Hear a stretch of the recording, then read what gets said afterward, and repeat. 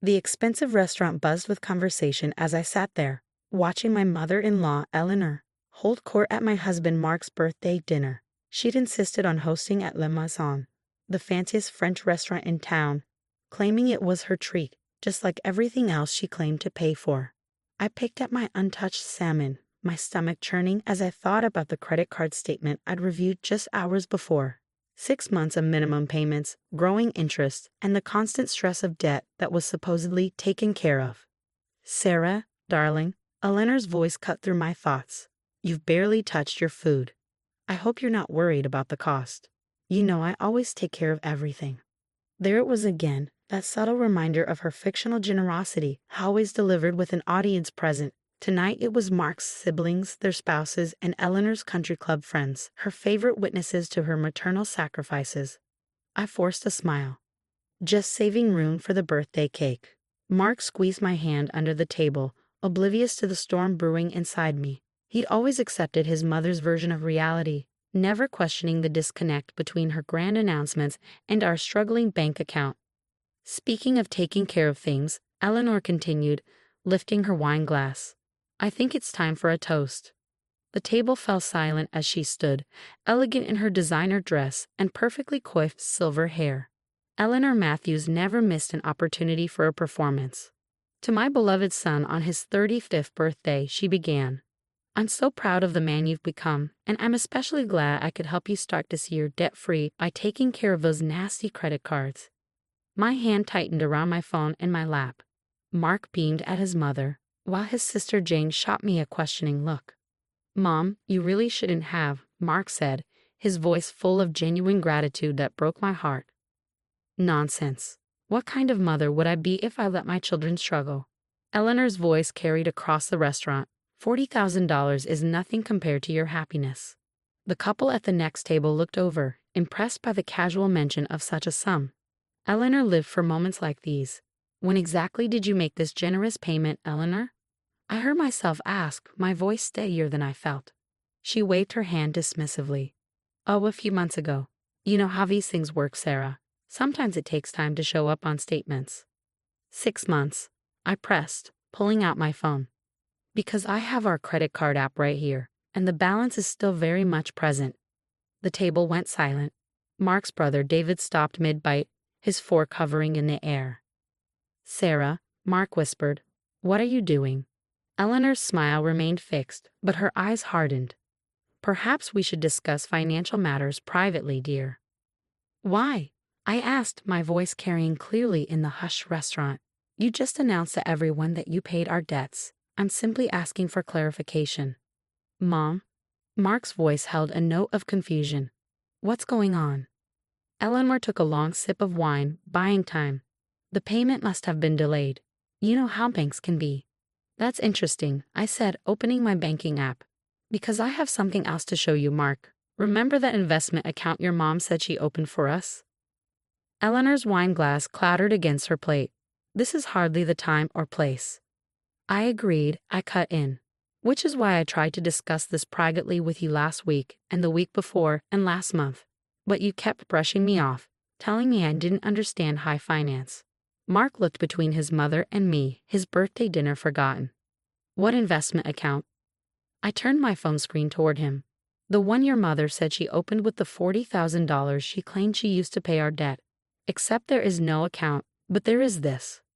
The screen showed a transfer receipt, $40,000 from Eleanor's personal account to something called Elite Lifestyle Management. What's Elite Lifestyle Management? Mark asked. It's a luxury travel company. Jane suddenly spoke up. Everyone turned to look at her. I saw the charges when I was helping Mom with her taxes last month. She's been booking first-class trips and spa retreats. Eleanor's face flushed red. I work hard. I deserve to treat myself. With money you told us was paying off our debts, I asked quietly, money that had Mark thanking you for months while we kept making minimum payments and watching our credit score drop. The waiter approached with the birthday cake, took one look at the tension around the table, and wisely retreated. Mark, Eleanor turned to her son, her voice trembling slightly. Surely you don't believe these accusations, after everything I've done for you? But Mark was staring at my phone screen, at the date and amount of the transfer that matched exactly what his mother had claimed to use for our debts. "What else?" he asked softly, still looking at the screen. "What else have you lied about, Mom?" I placed my hand over his. "There's more. A lot more. But maybe we should continue this somewhere more private." Eleanor stood abruptly, her chair scraping against the floor. "I don't have to sit here and be accused." "Sit down, Mom." Mark's voice was firm, surprising everyone, including himself. "We're going to talk about this. All of it, starting with where my $40,000 really went." As Eleanor slowly sank back into her chair, I could see her carefully constructed narrative beginning to crumble. The birthday dinner had become something else entirely, the night the truth finally came to light. The birthday cake sat forgotten in the kitchen as we moved this uncomfortable family meeting to Eleanor's house. Her sprawling Victorian home, which she always claimed to have bought with her wise investments, loomed over us like another one of her lies waiting to be exposed. "I have everything documented," I said, pulling out a folder I kept in my car for months, waiting for this moment. "Every time you claimed to help us financially, every investment you said you made on our behalf." Eleanor sat rigidly on her antique sofa, her perfect posture a stark contrast to her crumbling composure. Mark's siblings, Jane and David, flanked their mother while their spouses stood awkwardly near the doorway. "March 2023. I began. You told Mark you were paying our property taxes as a gift. $8,000. I did intend to," Eleanor started. "July 2023. I continued. You announced at David's wedding that you've started a college fund for our future children. $25,000. The market was volatile. December 2023. You claimed to have paid off our car loan as a present. $15,000. Mark's hands were shaking as he looked through the bank statements I'd gathered. None of these payments ever happened. But the money came from somewhere, Mom. Where did it go? Jane stepped forward, clutching her tablet. "I think I can answer that." As the family's accountant, she had access to more information than Eleanor probably realized. Mom's been maintaining 3 separate apartments in different cities. Eleanor's face went pale. "Jane, don't you dare." "One in Miami, one in Las Vegas, and one in New York," Jane continued, her voice trembling. "All under different names." David let out a low whistle. "Different names? Mom, what's going on?" Eleanor stood up, smoothing her designer dress with trembling hands. "You don't understand. Your father's life insurance was never going to be enough to maintain our lifestyle. I had to diversify." "Diversify into what?" Mark asked, his voice barely a whisper. "She's been running a dating scam," Jane said quietly. "Those apartments, they're meeting places for wealthy older men she meets online. She promises them investment opportunities, takes their money, and disappears." The room fell silent. The elegant Eleanor Matthews, pillar of society and self-proclaimed financial genius, was nothing more than a con artist. "The money you claimed to give us," I said, realization dawning, "was all just part of your cover story. You needed to look generous, successful." "I did it for this family," Eleanor suddenly shouted. "To maintain our reputation, our status." "Our reputation." Mark stood up, anger finally breaking through his shock. "You've been scamming people and lying to us, using us as props in your cons." "Those men were wealthy enough to afford the loss," Eleanor said dismissively, "and you all benefited from the lifestyle I provided." "Except we didn't," I countered. "We've been drowning in debt while you play fairy godmother with money that never existed. Do you know what it's done to our credit? To our plans for starting a family?" Eleanor turned to Mark, her last defense crumbling. "Darling, surely you understand.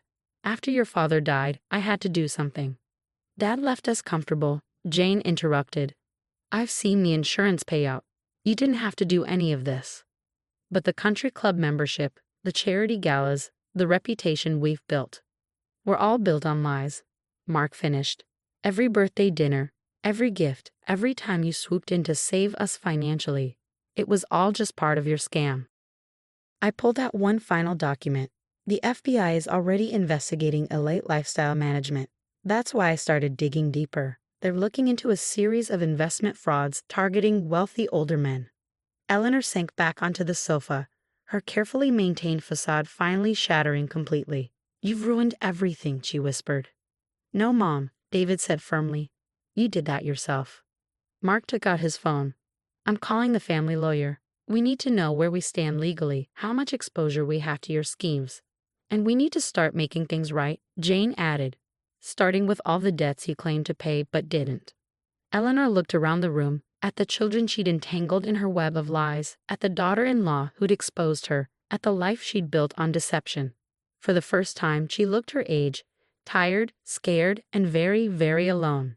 "Happy birthday to me," Mark said bitterly, pulling out his phone to make the call that would start the process of unraveling his mother's elaborate fraud. 3 months after the birthday dinner that changed everything, I sat in our living room reviewing the final report from the forensic accountant. Eleanor's web of deception had been even more intricate than we'd imagined. Over $2 million, I told Mark as he came in from work. That's the total amount she scammed from 12 different men over the past 5 years. He sank into the couch beside me, loosening his tie. And she used our names, our stories, to make herself seem legitimate. The FBI investigation had revealed Eleanor's method. She would show potential victims photos of her children's homes, cars, and lifestyles, all supposedly funded by her investment expertise. She'd even created fake thank you cards from us for financial gifts that never existed. "The hearing is tomorrow," I reminded him gently. "Are you ready?" Eleanor had agreed to plead guilty to reduced charges in exchange for helping recover what money she could. The elegant Victorian house had been sold, her luxury apartments liquidated, and her designer wardrobe auctioned off. "Did you know," Mark said, staring at the ceiling, "that every birthday since Dad died, I actually believed she was helping us? I kept waiting for our financial situation to improve, thinking maybe we were just bad at managing money." The doorbell rang before I could respond. It was Jane and David coming over for what had become our weekly family dinner, a new tradition born from the ashes of Eleanor's deception. "I brought the last box from Mom's house," Jane said, setting it down on our coffee table. "The cleanup crew found it in the attic." We gathered around as Mark opened it. Inside were dozens of birthday cards, each filled with Eleanor's elaborate lies about financial gifts and investments she'd never made. "Look at this one." David pulled out a card from 3 years ago. "Darling, the $50,000 I've invested in your future will be the foundation of your dreams." She wrote this the same month she took that cruise with victim number 4. She really believed her own lies, Jane said softly. "The detective said that's common with long-term con artists. They create such elaborate fantasies that they start living in them." Mark picked up another card, then suddenly laughed, a sharp, surprised sound. "You know what? This is actually liberating. All these years of feeling guilty for not being as successful as Mom made everyone think we were. The pressure to keep up appearances," David nodded. "The constant comparisons to imaginary investments," Jane added. "It was all fake," I finished. "We were measuring ourselves against a lie." The next day, we sat in the courthouse watching Eleanor accept her plea deal. She looked small in her navy suit. No designer labels now, her silver hair simply styled without her usual professional blowout. When given the chance to address her victims and family, she turned to face us. "I convinced myself I was doing it for you," she said, her voice thin. "But I realize now I did it for myself, for the person I pretended to be." The judge sentenced her to 5 years, with potential early release based on good behavior and continued cooperation in recovering the stolen funds. As they led her away, she looked back one last time. "Happy birthday, darling," she called to Mark. "I'm sorry I ruined all of them." 6 months later, we celebrated Mark's next birthday at our home. No fancy restaurant, no elaborate gifts, no fictional financial windfalls. Just family, honest conversations, and a homemade cake. "I got the final credit report today," I told him as we cleaned up after the party. "Our debt consolidation plan is working. 2 more years and we'll be clear." He pulled me close. "You know what the best gift was? The truth. Even though it hurt, even though it changed everything. It set us free," I finished. That night, as we got ready for bed, Mark found one last birthday card from the box of Eleanor's lies. But instead of reading it, he tore it up. "I don't need fake promises anymore," he said. "I'd rather have real struggles than fake success." I thought about Eleanor in her prison cell, no longer able to maintain her elaborate fantasies. Sometimes the greatest gifts come in painful packages, the gift of truth, of clarity, of finally seeing things as they really are. As I drifted off to sleep, I realized that while Eleanor's lies had funded a lifestyle, They cost her something far more valuable: the genuine love and trust of her family. Some debts, it turns out, can never be repaid.